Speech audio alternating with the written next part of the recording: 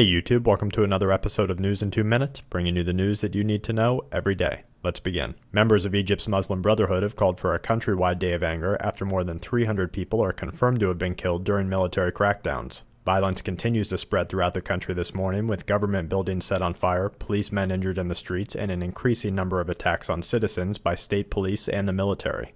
In this alarming video, you can see and hear security vehicles firing automatic weapons into crowds as scared protesters huddle behind block walls hoping not to be seen. We continue to watch the country close in on civil war as the Egyptian Interior Ministry authorized the use of deadly force against protesters targeting police and state institutions.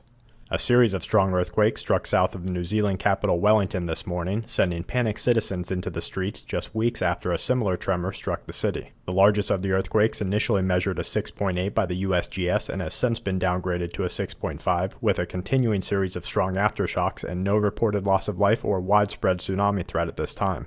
The Indian Navy is still trying to determine what caused the deadly explosion and partial sinking of one of its Russian-made submarines on Wednesday, while veteran Navy personnel say that they would not rule out sabotage, saying that this sort of thing should not have happened on its own. Over 500 people in Indonesia are suffering acute respiratory illness from air quality and living conditions after evacuations were called for in response to the country's recent volcanic activity.